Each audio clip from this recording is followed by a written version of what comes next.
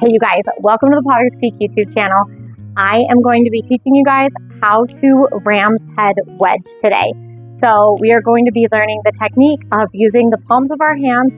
We're going to be really pushing and kneading and creating a ram's head, and it really helps get out air bubbles. It's a really important technique when you are doing any kind of pottery. If you don't have a de-airing pug mill, you need to know how to wedge.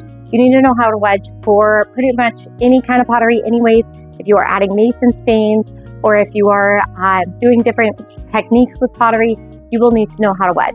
So I'm going to teach you guys how to ram's head wedge today. All right, enjoy. All right, you guys, let's get started. So first things first, I'm going to go grab my clay. So it doesn't really matter how much clay we use right now. This is just a demonstration, but if you are weighing your clay, you want to take it out of the bag, weigh it, and then wedge. So we're gonna get this out, and I'm gonna use a little putty knife and just cut a piece so I can show you guys how to start from a piece of clay right out of the bag. So it doesn't really matter what kind of clay. It's always good to have soft clay so we don't break our wrists, because it ends up being a lot when we are wedging.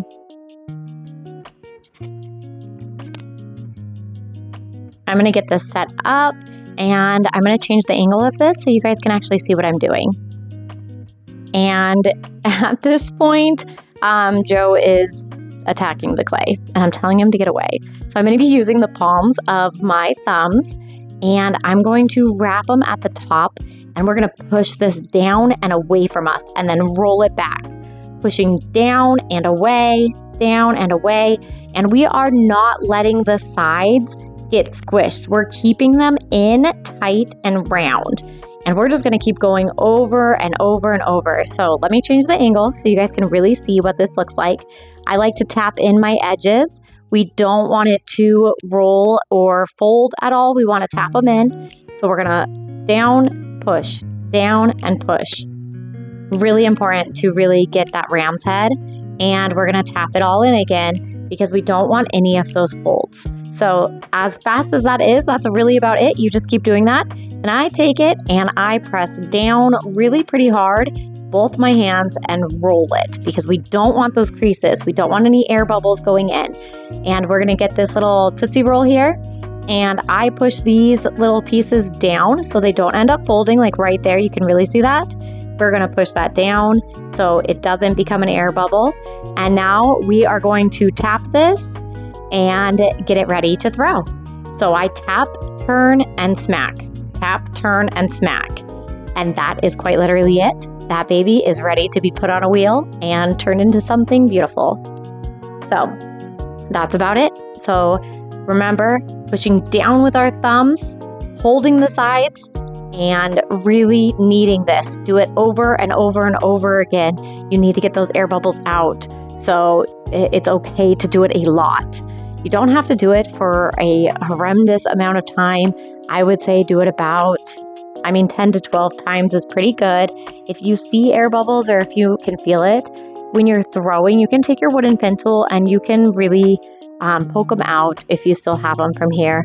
But then you kind of get the feel for how your clay does or what you need to fix in your wedging. So I'm just going to keep going over this process.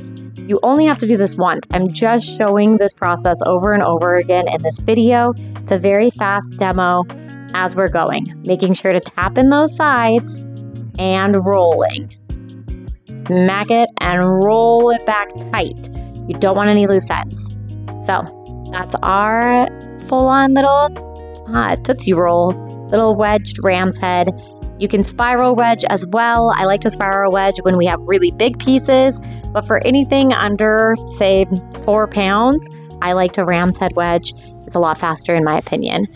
So that's what that baby looks like. And yeah. All right, you guys, I hope everybody has practiced wedging now, and I hope this video helps you guys.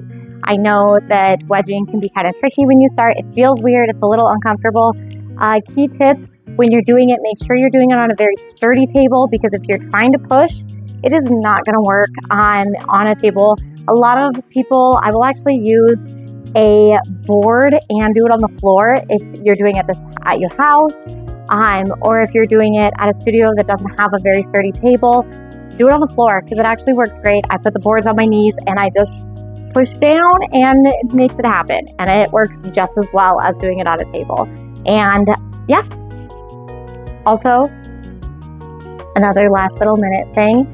We are going to be launching a do-it-yourself pottery toolbook here pretty soon. So stay tuned for that, okay?